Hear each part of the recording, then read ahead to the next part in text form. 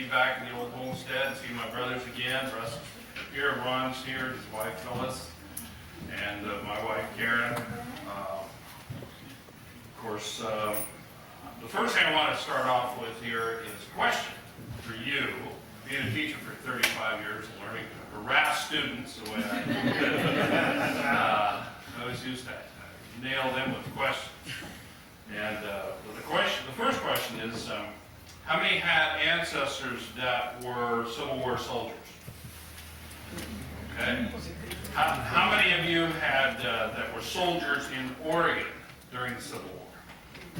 Anybody? Okay. Well, my ancestor was in the 28th Missouri, as my father taught me to renounce that. And he lost an arm at Corinth after the Battle of Shiloh, about this time, 150 years ago, in April of 1862. But of course, we are celebrating the 150th anniversary of not celebrating, but we're remembering the Civil War. So, what about the Civil War in the Oregon country? I'm going to talk a little bit about the war in Oregon and what that was all about, and then a little bit about the 1st Oregon Volunteer Infantry, which served at Fort Dalles for a while. At least one of the companies did, and some of the things here, and then also just answer some questions that you might have as well. I'll see if I can, confuse you even more. So, all right, Civil War in the Oregon country. I've changed this title several times. It's not just Oregon, but it's the Oregon country. It's Washington Territory. It's part of Idaho. It's even Northern California. But the central focus, of course, is Oregon here. The war, when people think about the Civil War, they don't think about Oregon. In fact, if you go back east, like I have been a reenactor for 23 years, and we go back there, they don't think about us much. You guys do what? Yeah. Well, no, they don't. And a lot of people in Oregon, unfortunately, local history is very rare to have people understanding that. And they don't understand either that the Civil War had a profound effect on the state of Oregon. Abraham Lincoln had a profound effect. We weren't dislocated from them because we were 2,000 or 3,000 miles away. The war had an effect.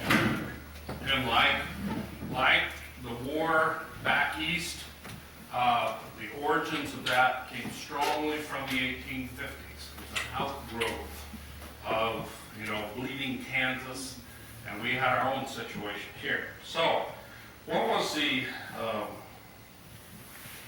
the situation here?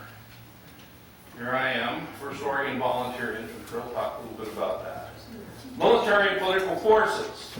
They had 3 basic things that we had to accomplish during the Civil War in Oregon. I mean, the government officials and the military officials working together. And there's a relationship there that a lot of people don't understand. First, they had to enforce Indian treaties that were made during the 1850s. I was driving around town the other day and saw that thing on the side of the old Tumulum lumber building there of the Great Treaty of 1855. Well, that placed a number of tribes in concentration, or what we call reservation. The other things, they had to protect settlers and commerce in central and eastern Oregon from hostile tribes, because not all the tribes went on the reservation in Oregon, in the Oregon country. The third thing is, and this is probably the trickiest part here, is to oppose pro-Southern elements. Oregon was a Democrat state, all right, when we started out here. The politics was Democrat. And I don't know what your politics is, but it was a Democratic state. And a lot of people that came here, both before and even during the war, they came from border state areas, Missouri, Kansas, Tennessee, and places like that that were decidedly pro-Southern. And they came here to get the heck away from the terrible things that were going on in their areas, bleeding Kansas and Missouri, places like that.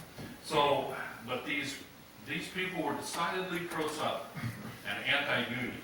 So this is the three things that the military and the political forces had to deal with in Oregon country during the Civil War. All right, let's take the first one here, what I call conflict and containment. This sets it up between 1853 and 1858. You've got a time that we call the Great Outbreak. One of the best historians that I found, a little book,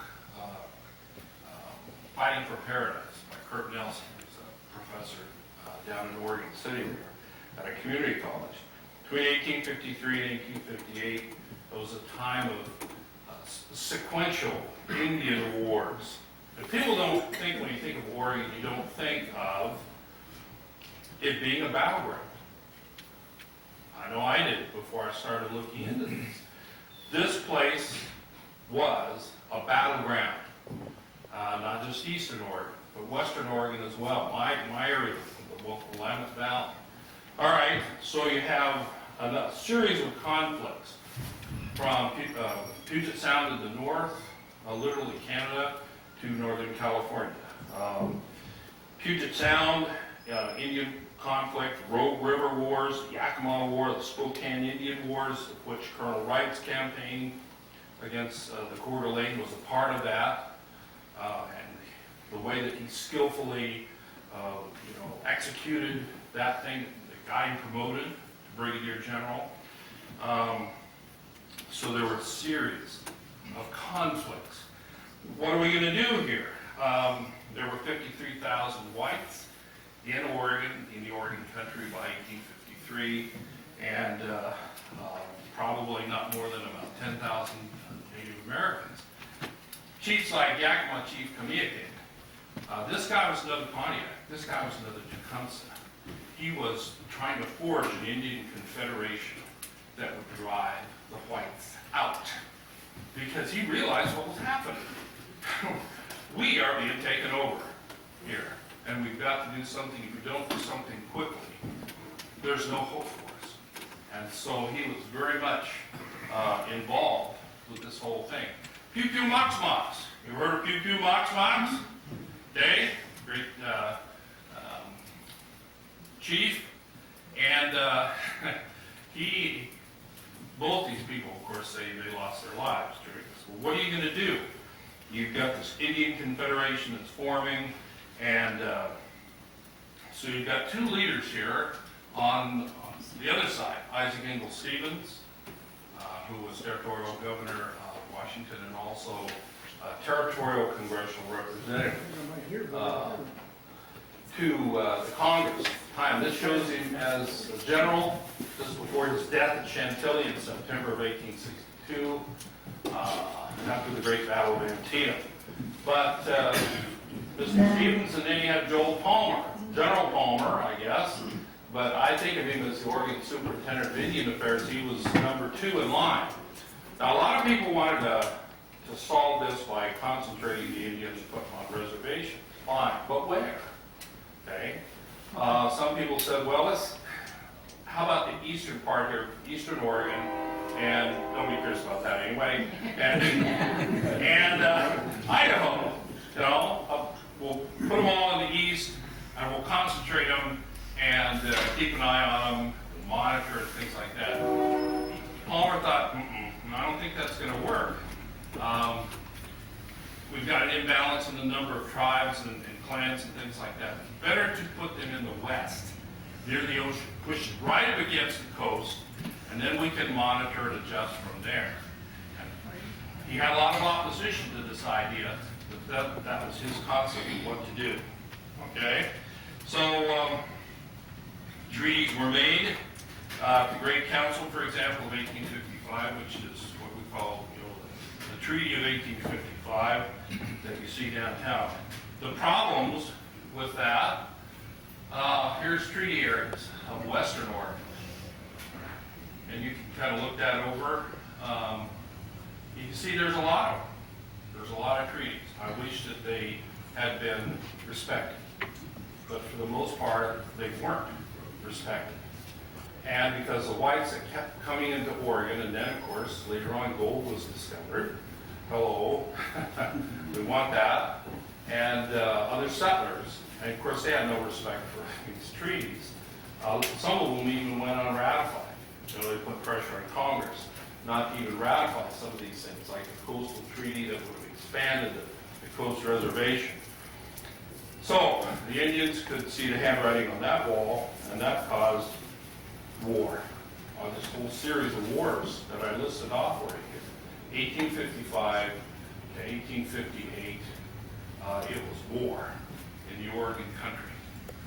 And the military had to pull out the stops in order to counteract the situation here.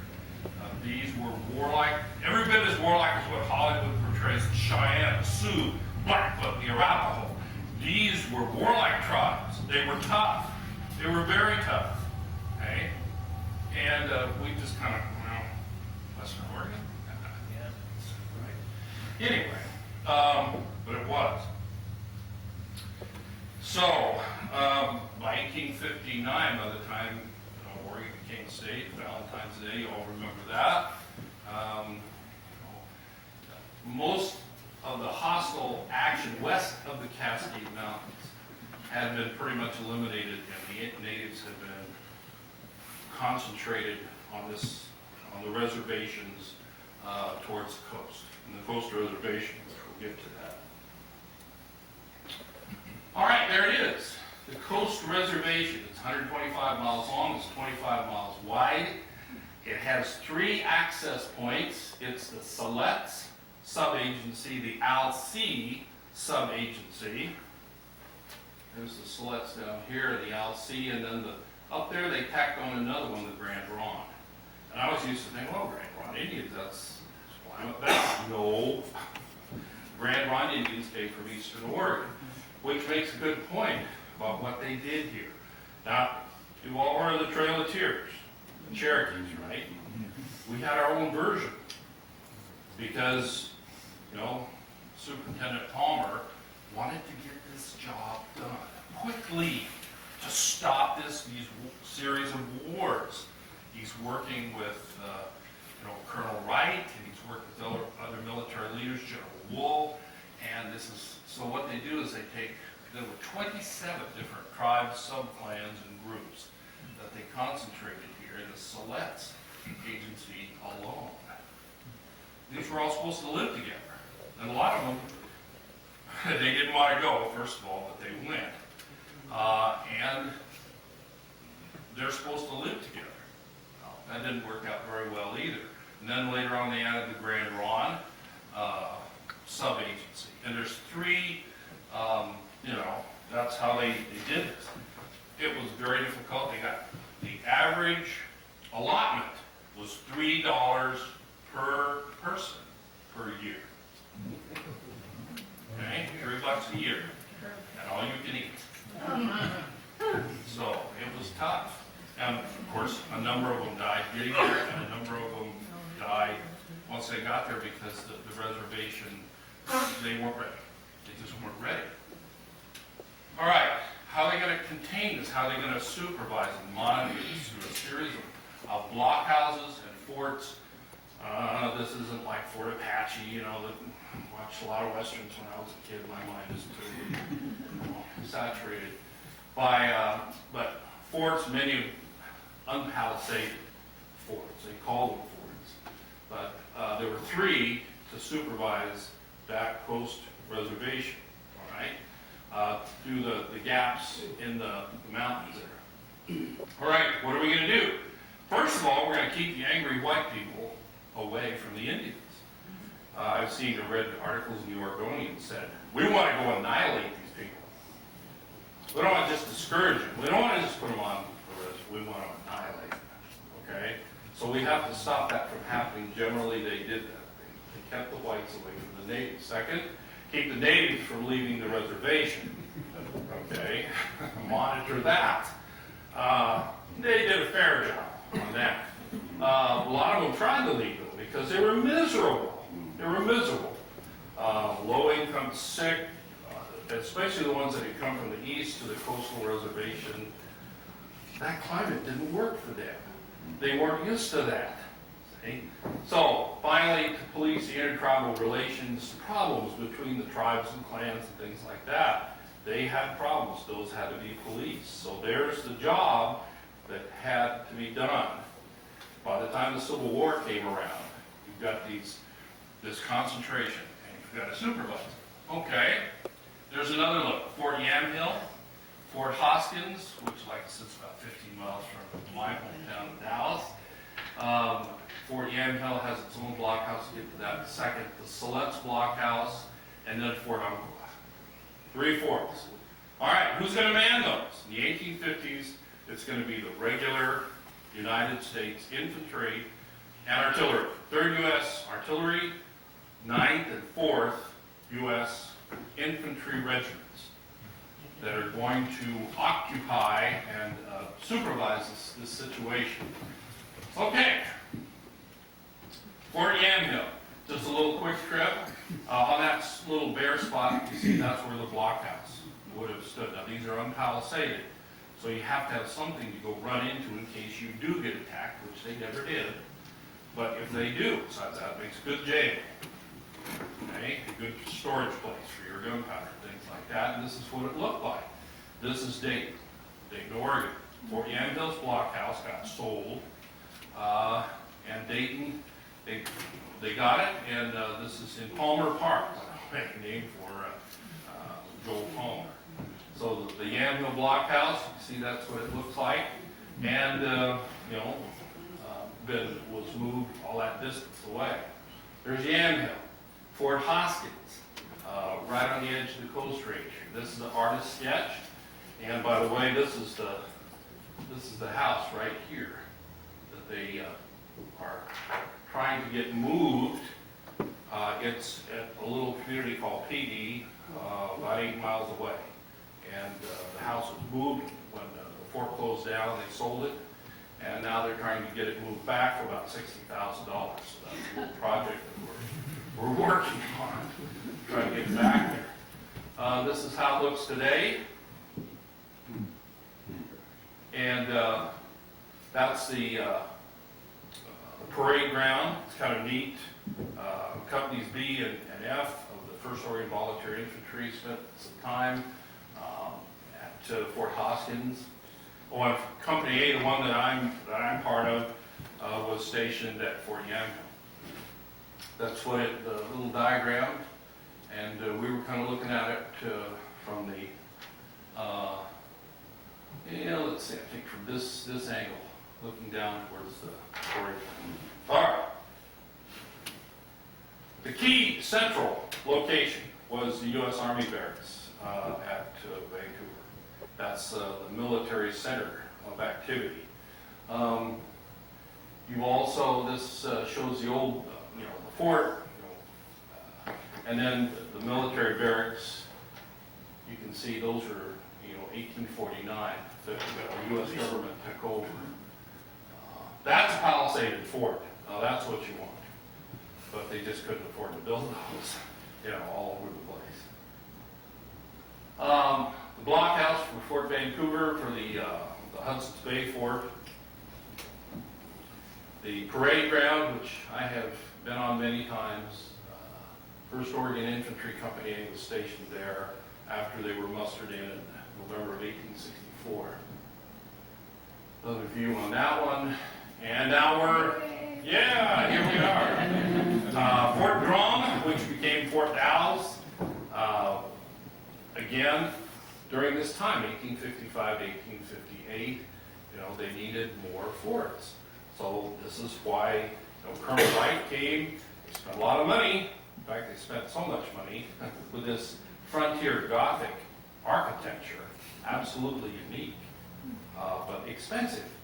And people began to complain. They also had Fort Simcoe in Washington, which was the same architecture. But this is, thank goodness we have something left on this.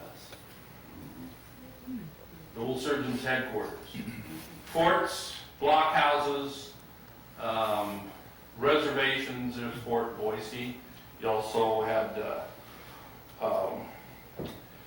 Fort Walla Walla, I haven't got a picture, I haven't found a picture yet of that, and many others. I think there were 17 or 18 different forts, you know, if you want to call them that. There was an old Hudson's Bay Fort for Boise, and then the newer one was built in 1863. So there you go. This is the job. What was this like? Now, in 1861, the guns went off at Sumter, and the regular army, it's the 4th, the 9th, and the 3rd. They got to leave for the most part. Who's going to man these blockhouses and forts? It's going to have to be volunteers. All right. Now, Oregon, you know, the Oregon country had a history of territorial volunteer soldiers, but they all just come out, do the job, go home. We have to have something a little more permanent than that. So, going to have some volunteers. So, one of the best books was by a gentleman named Royal Bensel, and there's a lady here who showed me one of her ancestors in Company D of the 4th California Infantry. Well, what happened is that when the regulars went back east to fight those famous battles, you know, and the volunteers came out, it took a while to get things going. And so we had to call on our California neighbors to help us. And when Colonel Wright became a brigadier general, he sent out the word for California Cavalry, California Infantry, and so Royal Bensel, Company D, 4th California. This is how he describes in his book, All Quiet on the Yam Hill, what was it like? He wrote in 1863. He said, you know, it's impossible to describe the dreary, monotonous life of a volunteering garrison. One tedious, unceasing routine of duty, one kind of diet, and a summary of treatment unparalleled for its injustice to every manly sentiment of feeling. In other words, the officers were bored. You know what happens when officers are bored? They find work for privates to do. That stack of, you know, artillery ball, pilot over. They got pretty nasty. They really did get pretty nasty. But it had to be done. This job had to be done. You had to supervise and monitor those reservations. Somebody had to do it. So we made Californians do it for a while. All right. The next group is the second duty. They had to protect settlers and commerce. And this is the next series of Indian wars called the Snake Indian Wars. The Paiutes, the Bannocks, and the Shoshones, they had another idea. They didn't want to go on reservations. They were very warlike people. These were horse soldiers, you know, equal to anything that the Sioux or these other tribes that we hear about in Hollywood, equal to anything that they could put on the field, equal to the U.S. cavalry, and especially these volunteers. So, from 1858 to 1860, you have another whole series of wars, Indian conflicts. Now they're all from the Snake River Basin, so naturally, you know, we don't like them anyway. So we're going to call them snakes. See? Snake Indians. Well, they weren't really snake. They were, you know, Paiutes and Bannocks and Shoshone and a few other things in here. But that's a generic label. All right, first the 4th, they tried to deal with this. Later they were called away. And the job that the volunteers took over here to man the trails. You have the Oregon Trail, the California Trail, and the Applegate Trail. Then you've got another one I didn't put in there, the Boise, the Dalles Military Road. That was critical. Got to keep that open. That's where your supplies, military supplies are coming through a lot of these ports and things like that. We're going to keep that open. And for immigrants, people coming in to, you know, in 1859 you have the gold rush and things like that. So that's got to be kept open. Well, you have our first governor, our first real, not territorial. You know, Lincoln was asked to be one of our territorial governor's supervisors. And he said no, because Mary doesn't want me to go. Mary Lincoln did not want to come to Oregon. So Governor Whitaker, he's a Democrat, and he says, well, you know, Brigadier General Wright came to him and said, first we need a cavalry regiment, because this is the job here. These are mounted, you know, these natives, they're good fighters, we need cavalry. But cavalry is very expensive. It takes 2 years to train a horse soldier. Trust me, I know. 2 years. And it's very expensive. So he says, no, I'm not really interested in this. I don't want to raise local forces because I'm concerned about the expense. I'm concerned about, look how far we are. That war's going to be over by Christmas anyway. You know, just sit back here in 1861 and let's just wait this out. See what happens. Okay, steady. We're far away. Doesn't relate to us. Besides that, he's a Democrat. He's in favor of slavery. Hell. He said, you know, if you do this is going to cause a lot more political divisions within the state. If you make people put on uniforms and take sides on this. Brigadier General Wright says, fine, if you won't do anything, I will. I will. And so he calls out companies of the 2nd and 4th California Infantry, it's like I said, Company D, the 2nd California Cavalry, and 3rd California Cavalry, and the 1st Washington Territorial Infantry, all volunteers mustered into federal service. Wright did something about it. Well, the first time they tried to get the cavalry going in Oregon, it failed. This is told to them. So later, he goes, they do get it going, but it takes a new governor to make it work. All right? So,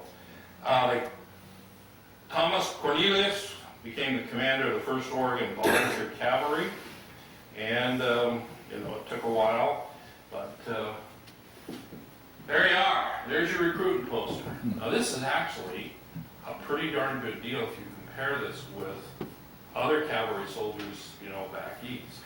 They got $31 a month because they had to bring their own horses. They got a bonus of $100 in 3 installments, or at least 3. You got some when you went in, some when you came out. Plus, you got 160 acres of land. Doesn't say what land. You know. So, this is actually not a bad deal.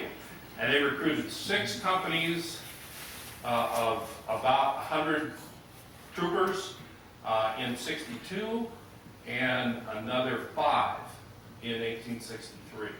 So this is kind of a funny regiment. Most regiments have 10 companies. This one had 11 companies.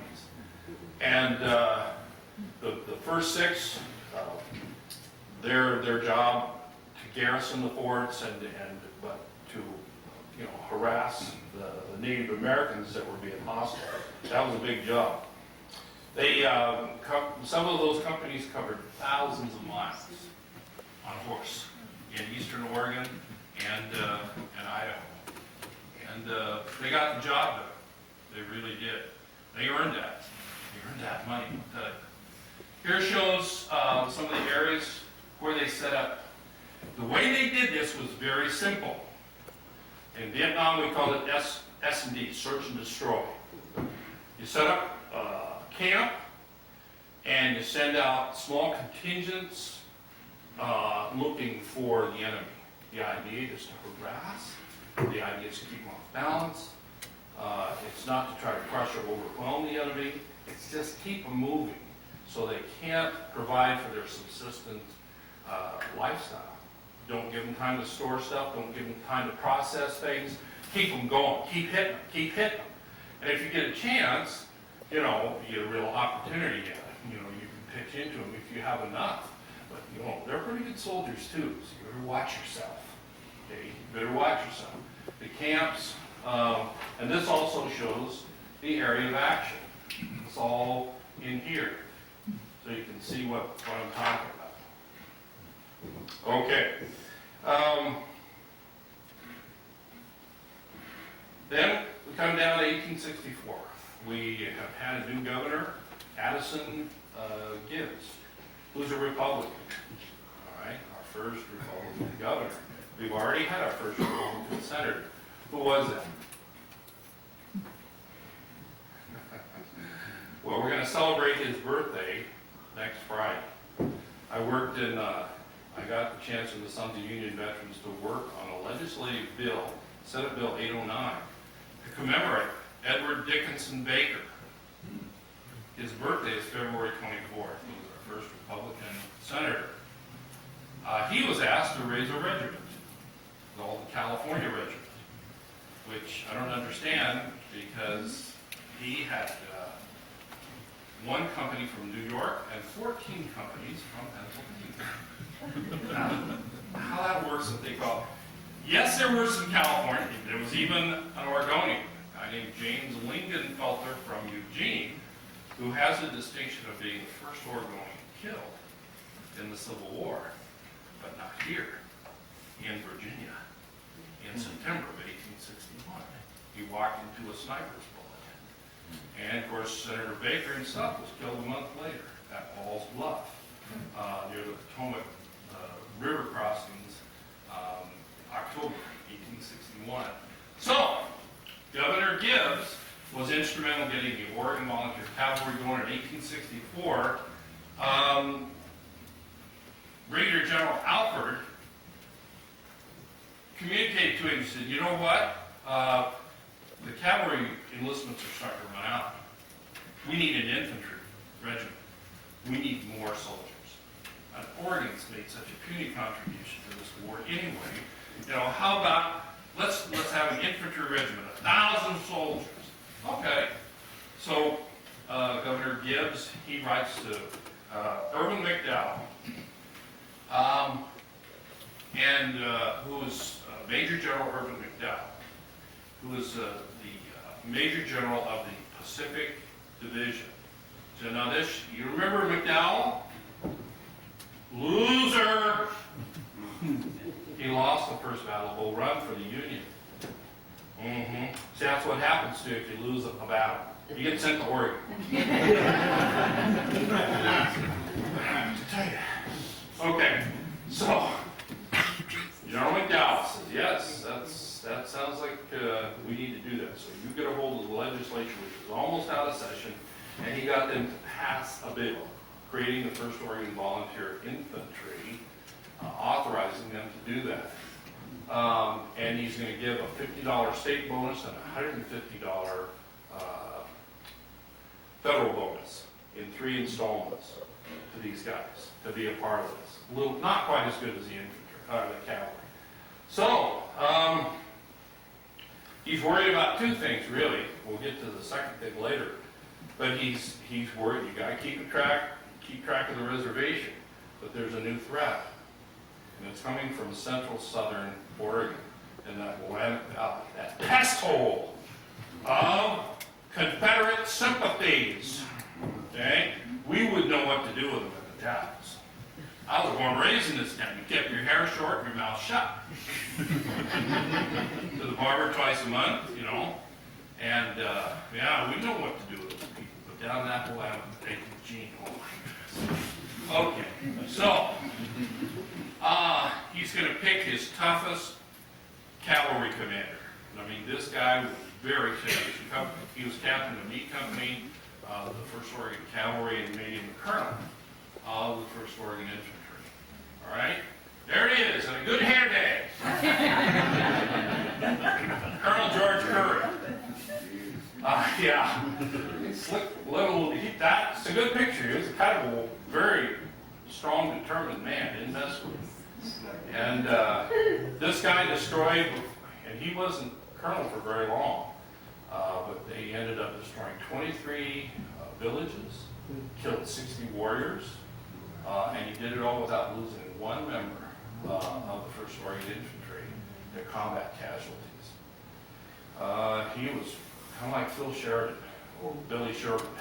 This guy was very aggressive, very aggressive. Unfortunately for Mr. Curry, of course, he liked to fight in the winter. He would have been out there right now fact, he did try to organize a winter campaign in 1865 to fight the Indians. Remember? That's what we do. But the war ended back east. And Grant did not like General Alford. Didn't like him, so he canned him. And then he says, I think we've had enough. It's cheaper to feed the Indians than to fight them. Okay? Cheaper to feed them than to fight them. So let's back off, Colonel Curry. And so he said, you're finished. Go home. Oregon volunteers. He began to muster them out. It took a while. First Oregon Cavalry was mustered out by December of '66, and by the way, that's the official congressional end of the Civil War. It wasn't when Grant took Lee's surrender in April of '65. This is December of '66. And the Oregon Infantry, there was one company that didn't muster out until July of 1867. Why so long? Because we have to wait. Wait for what? Wait for the regular soldiers to get the heck back to Oregon to do their job. They've still got to do that job. And the war isn't over yet. That Indian war with the Snake Indians, it's not over with. We're still out there fighting them. Okay? So it didn't end quite the same way for us. All right, 27 Oregon soldiers lost their lives. And you can kind of look at the cause of death here, which is pretty darn typical of most soldiers in the Civil War. It's 2 to 1. Disease and accidents will take 2 lives for every 1 lost in combat. And the real workhorse here, not to use a pun, was the cavalry. The cavalry lost, killed in action, they lost the most. First Oregon Infantry didn't lose any killed in action, not by hostile forces. Some of them, one guy was murdered, you can see that. A couple of guys were murdered by their own people, but probably for gambling conflicts, I don't know. 27 Oregon soldiers lost their lives in the Civil War. We contributed. All right, that much. The third thing here, real quick. This is the tricky part. What I call paranoia in paradise. Good friend Scott MacArthur down in Monmouth, who's written a book about this, but hasn't published it yet. The military response to secessionists, mostly in the Willamette Valley. This. In 1854, again, you have to go back to the 1850s here, a guy by the name of George Bickley in Ohio formed a group called the Knights of the Golden Circle. Does that look suspiciously like anything? Yeah, it looks a lot like it. This is a separate organization, and it went through a number of name changes. The Order of the Sons of Liberty, of course, so the KKK has changed their name a number of times as well. But the Knights survived the war and went on to do a number of things. Maybe you've seen what I call the hysterical channel, the history channel, or we sometimes call it the Hitler channel because it has some World War II stuff on it. But they had a whole program on the Knights of the Golden Circle and Jesse James.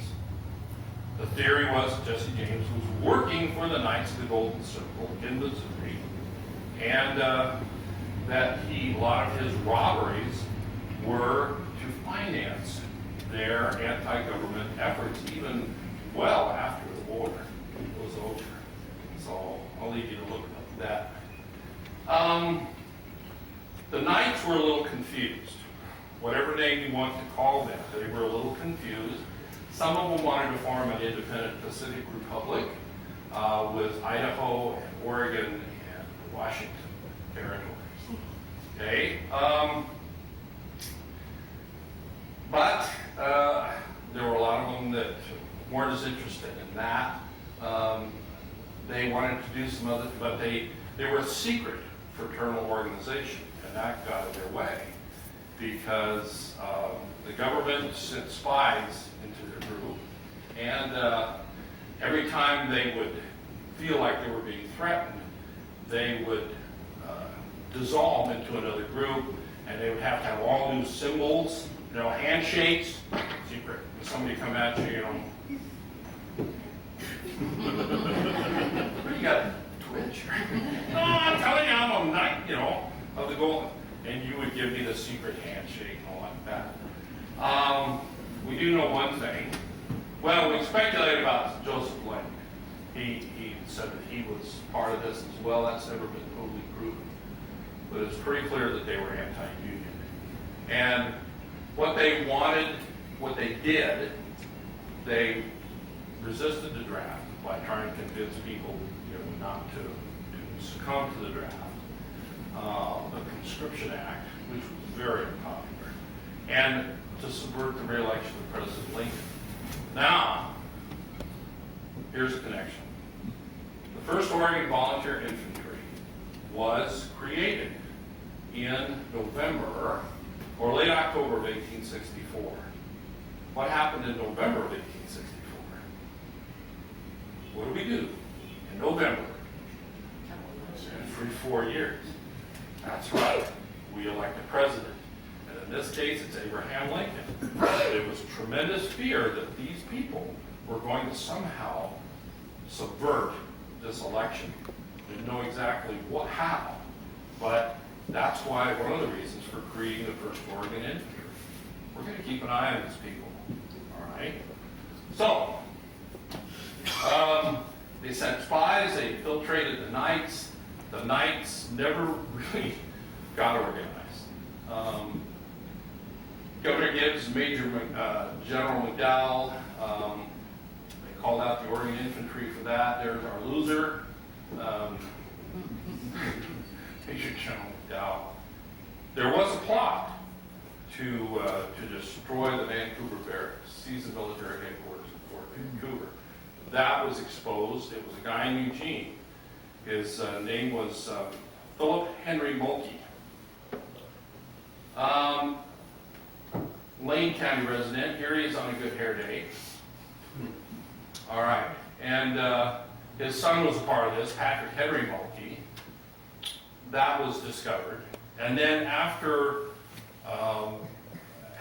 Lincoln was assassinated, he walked the streets of Eugene saying, "Hurrah for Jeff Davis, and damn the man that won't." Even in Eugene, there was enough unionist sentiment. They decided to hang him. But they threw him. It was either him or his son, Patrick Henry. They threw him in the jail, but he had a knife. They didn't know about it. So when the crowd came in to hang him, he slashed at him with a knife, cut a few of them real good, I guess, and then he escaped. Well, there was a young lieutenant named Appleby in the First Oregon Infantry. Arrested him, took him to Fort Vancouver, put him in the brig for 3 months. And then they decided everything was quieted down. They let him out, and he sued them. He got $300 from the government. Poetic justice. I love it. Well, so the Knights never really accomplished much. But they're kind of like the boogeyman. What are those people up to? How many of them are there? Well, I don't know. I bet there's a lot. See, it was that paranoia, and people were so scared. The government officials, the military officials, were scared to the point where it motivated the creation of an infantry regiment to take care of these people. So that's, all right, conclusion. What's the end of this? Military and political stress. It was what Governor Whitaker said it would be. It was hard on us. It did create political conflict in Oregon. It stretched the resources of the new state almost to the breaking point. And we only had one infantry and one cavalry regiment. I don't know how some of those states like Pennsylvania and New York did it. Those who came, Scott MacArthur, who's a good friend of mine, he says probably the reason we didn't have the Civil War in Oregon in terms of, blue and gray is because those people came from areas they just didn't want to restart that thing here in Oregon. They were sick of William Quantrill and, Josie Wales and Bloody Bill Anderson. They were sick of that nonsense. And yeah, they were against Lincoln. They didn't like the Union, but it's not worth starting that. there were depredations by both whites and natives. No question, it's a war. Like when it comes to Sherman says, war is all hell. There's no sense trying to civilize it. It was bad things that happened. Long memories, on both sides. Civil War in Oregon, I think you can say it was not a war between the blue and the gray, but it was between brothers. Nonetheless, the real fighting was between the red and the blue. Okay? And it was a war, and it lasted, it wasn't until, there was a treaty with the Pikes in 1865, and then I think it was, took till 1868 to get the Shoshones to come into the reservation. And, lo and behold, because of Lincoln's ability to appoint Republicans out here in the Oregon country, and because Governor Gibbs and our first U.S. Senator there, Edward Baker, Oregon becomes a Republican state afterwards and remains so for quite a long time. So, big change in the Oregon country. That was what the Civil War was in Oregon. And this is the legacy.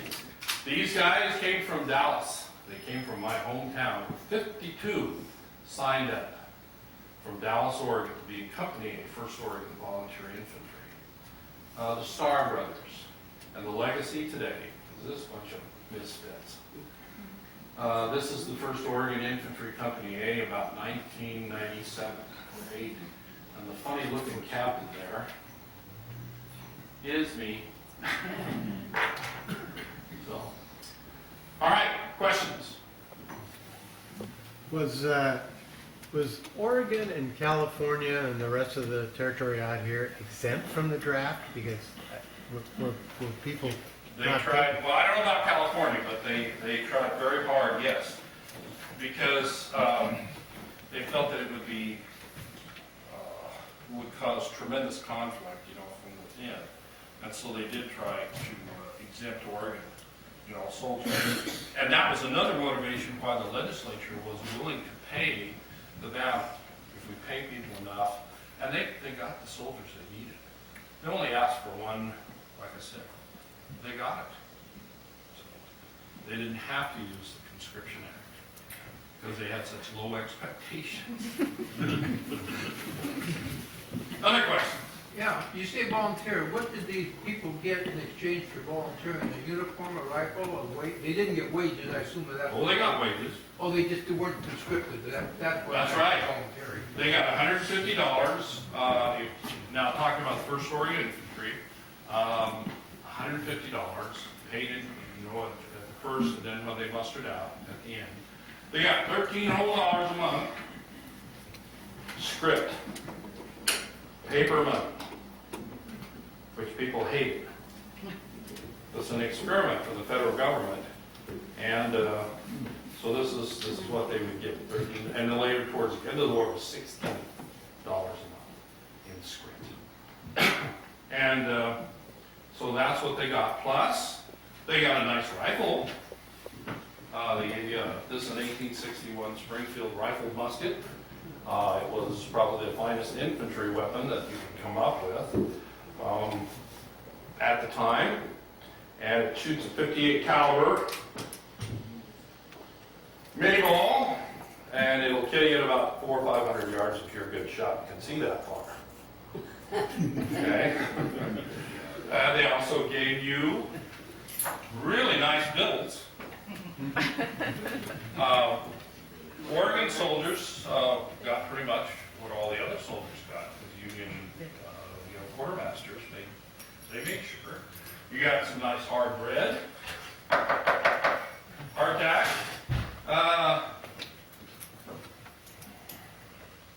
What do you think that is? Inedible. Well, salt pork, salt horse, salt beef, salt whatever, you come up with, but mostly salt pork. And this is a one-day supply. It's about a pound that each soldier got. And so you got these are the main things. You got coffee. Union soldiers got a lot of good coffee, which they then traded for Jeff Davis tobacco. Confederate soldiers when they could get the chance.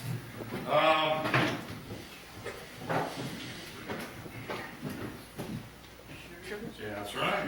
Sugar cone. You get a little sugar, a little molasses, a little salt.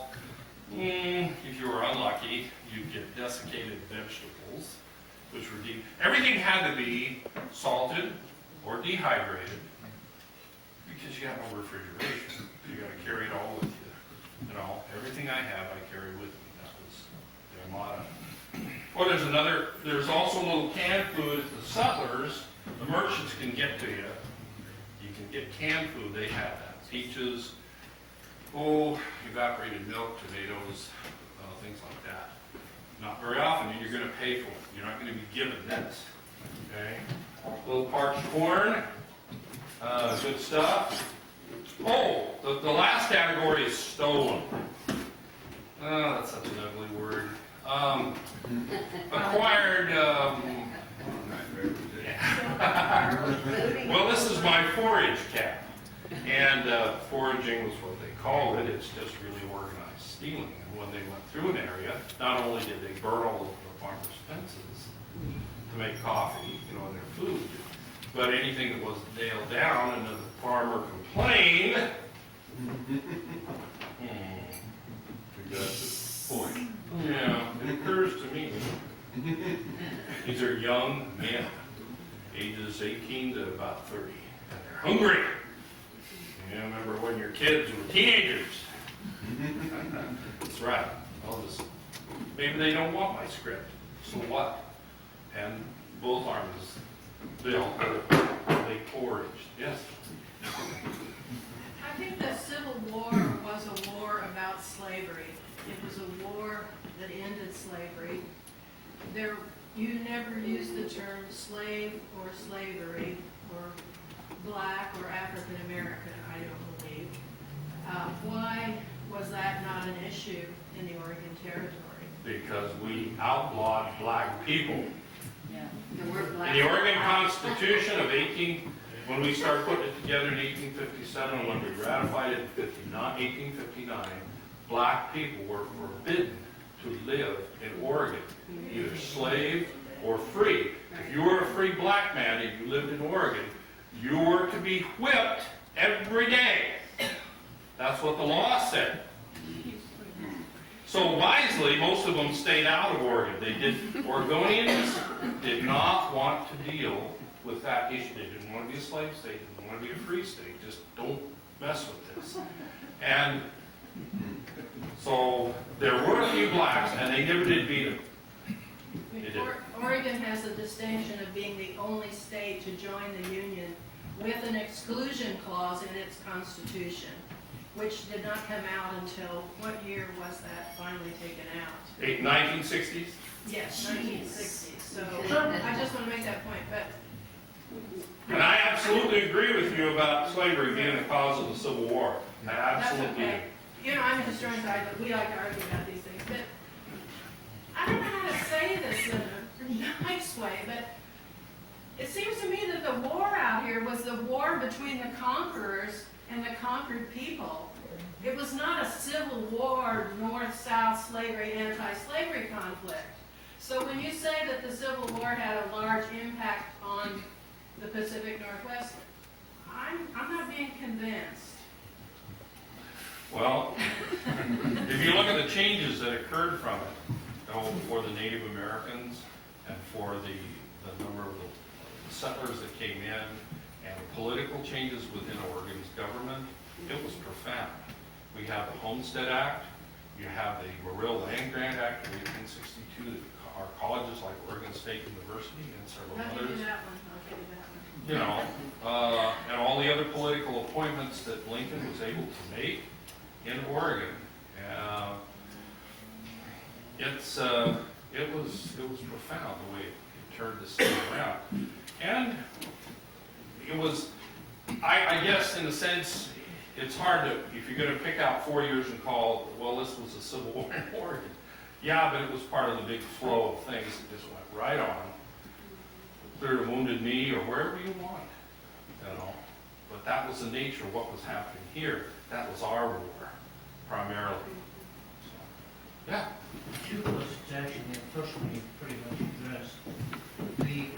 So I gather the volunteer force was all white. Yep. Including Indian, There were scouts, Indian scouts. okay, second question, if a volunteer or a regiment is in the middle of a campaign, okay, how many days' supply would they carry of food and ammunition? Was there a standard? Well, you would be issued supplies every 3 days. Okay. Each soldier would be issued those. Okay. So it all depended on what they had what the general had in mind. Okay. The 1st Oregon Infantry Company A was sent to Fort Vancouver. They spent the winter there, was 65. Then they were sent to Fort Yamhill, you know, on the Red Run Reservation until April of 65, until about the time that Lee surrendered. And then Colonel Curry says, I think we better get ready for a winter campaign against the natives over there. So out by Sisters, they established a thing called Camp Polk.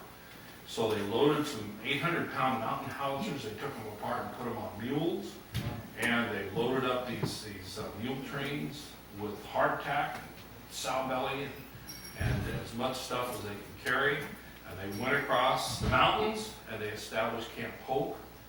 And just as they were, it was November, they were just getting ready to go out there and do business. Grant says, done. You're done. Go home. So, yeah, they could carry a lot of stuff. Okay, so if I'm in the infantry, what would I be expected to carry on All this, a maneuver? all this. This is about a 45 or 50 pound thing once you put it all together.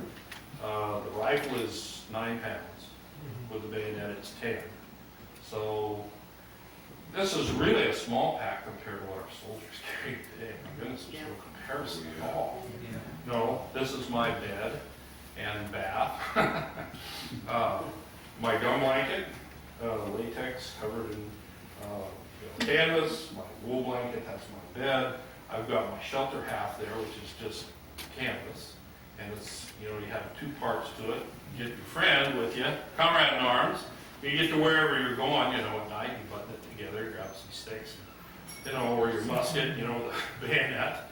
And you put it up and set open-ended on both sides. And what the heck, and that's your house. This is my bedroom.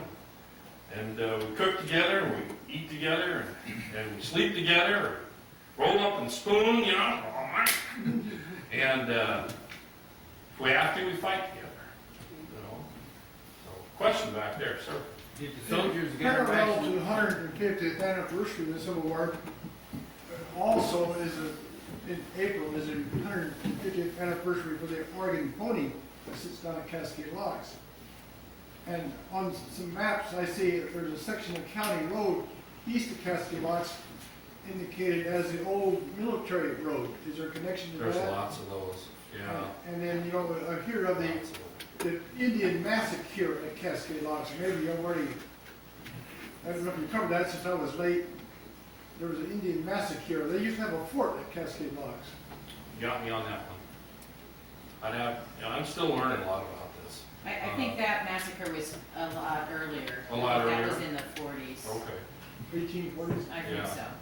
I had to start the story from somewhere, and it's like The interesting point 1850. is the Oregon Ponies anniversary, parallel.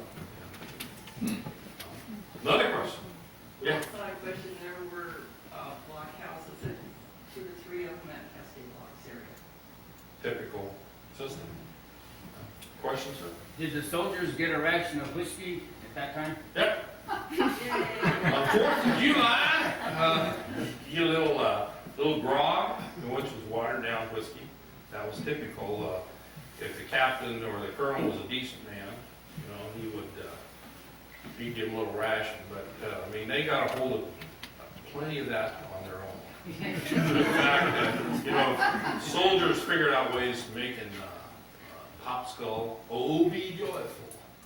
And it really decimated the forces. General Jordan McClellan, who was in charge of the Army of the Potomac, he said, you know, if we could have just controlled the alcohol problem, it would have been worth 50,000 soldiers to us, but they never could, you know. So, yeah, it was a big problem. But they did, every once in a while, they ration out some grog. Other question? Yes? When you do your reenactments, is this actually what you eat? How true do you stay to this? Why, of course! Nothing but hard time. Can't you show? Cell phone and call Domino's and have it delivered up there? Do you actually eat that? Yes and no. Shall I show them what I cooked for you? No. At local, well, for example, if you would like a list of, I represent several groups here today, the Northwest Civil War Council, the Sons of Union Veterans of the Civil War, and let's see, who else? Oh, the 1st Oregon Infantry. But the Northwest Civil War Council, we have our yearly schedule. We have 4 major reenactments, none of which are that close to here. It's too hot in the Dalles. But a local reenactments like that, I live with, I eat with my wife in the medical corps. They eat pretty good.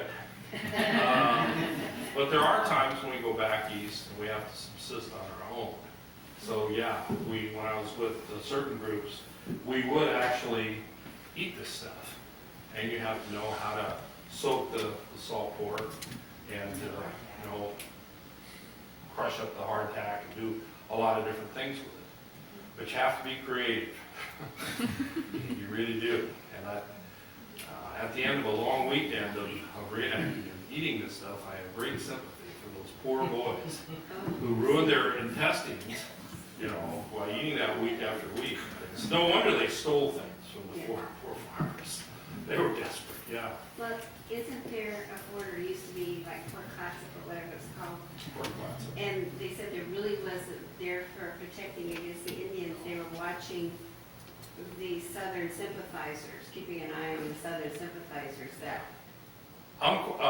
Hoskins and Yamhill both, their purpose basically changed.